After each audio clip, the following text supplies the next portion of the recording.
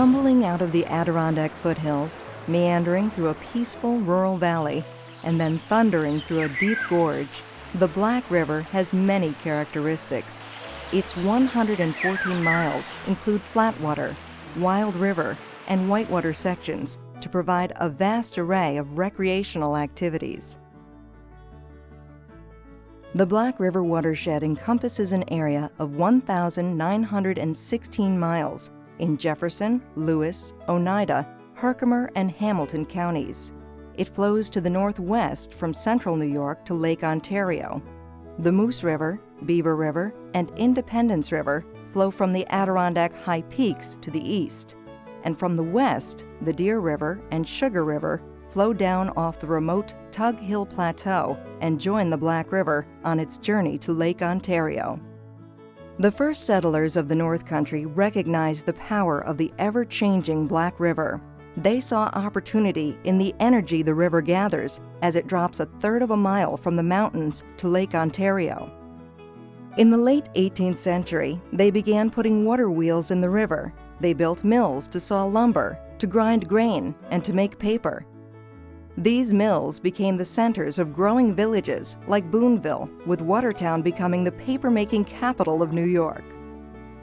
Meanwhile, dairy farms dotted the hillsides, framing the valley.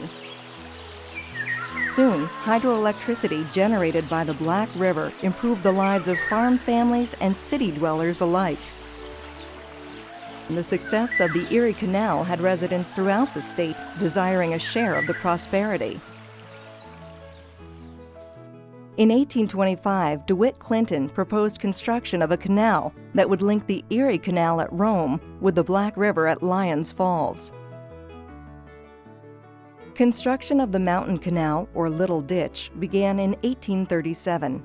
It needed 109 locks to carry boats over the hump at Boonville, more than 1,000 feet above sea level. Against all odds, the canal was fully operational in 1855. It opened up the whole North Country to commerce, bringing a measure of prosperity to an isolated region of the state. Within a few years, a railroad paralleled the canal, just as the canal had been dug parallel to the river. Yet the Black River Canal remained the North Country's water highway for nearly 70 years. It was simply better suited than the railroad for carrying bulk farm produce and lumber. These two parallel waterways, river and canal, were the pulse of the North Country. The river powered the mills and filled the reservoirs.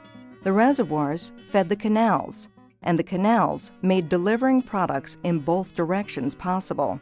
However, both also suffered the destructive whims of Mother Nature. Minor floods scored the valley every season, and big, costly floods, like the famous washouts of 1869 and 1932, destroyed mills and swept away homes and bridges. Fed by roaring Adirondack and Tug Hill rivers, the Black River would fill with wild, angry water, swelling to 50 times its low water levels. In times of drought, the mills sat idle, their workers laid off, and their water wheels dry and still. On the canal, boats sat stranded for weeks until freed by rains. By the late 19th century, it was clear that something had to be done to help reduce flooding and to supplement low flows during droughts. Discussions began about utilizing dams and reservoirs to protect New York State from floods and droughts. The New York State Legislature created river regulating districts as nonprofit public benefit corporations. The Black River Regulating District formed first in 1919, and in 1922 the Hudson River Regulating District was formed. The Hudson and Black River Regulating Districts combined in 1959, but continued to operate independently. The Regulating District was formed as an engineering organization to build dams and reservoirs to hold back floodwaters during spring flood seasons, then release this water during summer droughts. This system was designed to reduce damage from spring storms and snowmelt including disease and destruction of life and property, and to improve river navigation and public sanitation.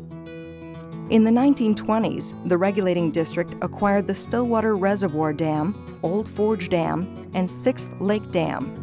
These dams were built in the 1890s to replace water diverted from the Black River into the Erie Canal. Now, the regulating district began using them to regulate the Black River. The Old Forge and Sixth Lake dams on the Fulton chain of lakes release into the Moose River. These two dams are most useful for flood control. In fall and winter, the regulating district releases water that makes room to hold back some of the spring snowmelt surging down the Moose River to join the Black River at Lyons Falls. At the Stillwater Reservoir on the Beaver River, the second largest tributary of the Black River, the regulating district rebuilt the existing dam and raised it by 19 feet in 1924. This more than doubled the reservoir capacity to 35 billion gallons of water. When the regulating district releases water from Stillwater Reservoir during the dry months, it helps keep plants and factories in business. In very dry summers, more than half the flow of the Black River at Watertown and other communities comes from the regulating district. The Black River and Hudson River regulating districts were consolidated in 1959, creating today's Hudson River Black River Regulating District. In accordance with its enabling statute, the costs of operating the two individual watersheds remained separate. The governor appoints a board of 7 members, 3 from the Hudson River area, 3 from the Black River area, and 1 at-large member from anywhere in New York State. This 7-member board sets policy and directs a professional staff. The regulating district has developed precise, modern techniques to exert the most control possible from its 3 dams. It relies on precise, real-time information about reservoir levels and flow rates in the rivers and streams of the Black River watershed. Gauging stations, located in Watertown and on the Moose River, measure the flow of water. The regulating district engineers, field staff, and meteorological observers use automatic chart and digital recorders and other remote sensory equipment to carefully monitor stream flows and precipitation, reservoir levels, and the water content of snow.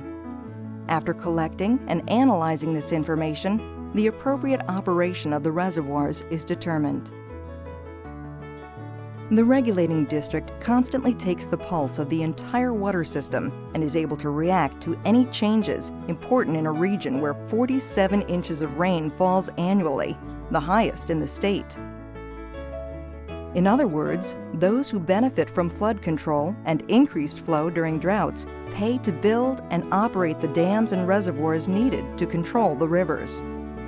The costs to operate the Black River area are funded by the Black River area statutory beneficiaries and a hydroelectric site agreement for the Stillwater Reservoir Hydroelectric Project located at the Stillwater Reservoir.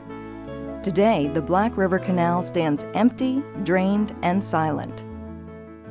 Modern hydroelectric generators have replaced many of the old mills. Just downstream from the abandoned site of America's first water-powered mill, the Glen Park Hydroelectric Facility is generating power. By continuously refining its water management and offering vital flood and drought protection, the regulating district is committed to improving the safety, health, and quality of life for New Yorkers who live, work, or enjoy leisure time in the Black River watershed. In addition, the regulating district also serves many thousands of citizens, communities, businesses, and industries in the Black River area that depend on flood control as well as augmented river flow to power industrial operations.